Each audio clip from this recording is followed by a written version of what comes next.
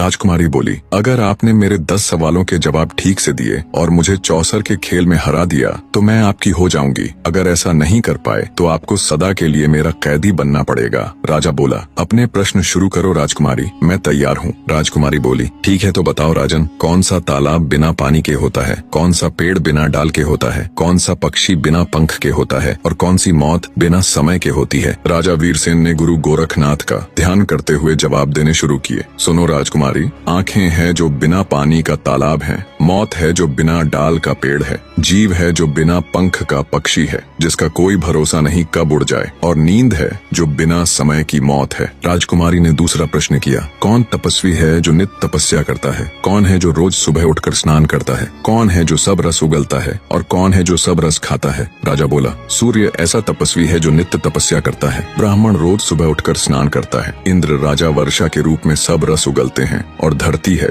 जो सब रस खाती है अर्थात वर्षा को सोख लेती है। राजकुमारी ने तीसरा सवाल किया, ऐसा क्या है जो कोई स्त्री नहीं कर सकती, ऐसा क्या है जो समुद्र में समा नहीं सकता, ऐसा क्या है जो अग्नि में नहीं जल सकता और क्या है जिसे काल नहीं खा सकता। राजा बोला, राजकुमारी, एक स्त्री अपने पुत्र के साथ त्रिया नहीं कर सकती, यश है जो समुद्र में समा नहीं सकता, धर्म है जो अग्नि में जल नहीं सकता और नाम ऐसी वस्तु है जिसे काल खा नहीं सकता। राजा की हाजिर जवाबी और सटीकता के साथ सवालों के जवाब देते देख राजकुमारी आश्चर्य के साथ साथ प्रसन्न भी थी। उसने चौथा सवाल किया, ऐसा क्या है जो बचपन में 30 गज का, जवानी में 4 गज का, बुढ़ापे में 60 गज का और मरने के बाद अंत नहीं। राजा बोला, सुनो राजकुमारी, किसी भी वस्तु या इंसान की परछाई ही एकमात्र ऐसी चीज है जो दिन में 30 गज की, दोपहर में 4 गज की, शाम के समय 60 गज की और रात में अनंत हो जाती है। राजकुमारी बोली, आप ठीक कह रहे हैं राजन, अब मेरे 5वें सवाल का जवाब दो, वह क्या है जो हमेशा बदलता रहता है पर कभी नहीं बदलता।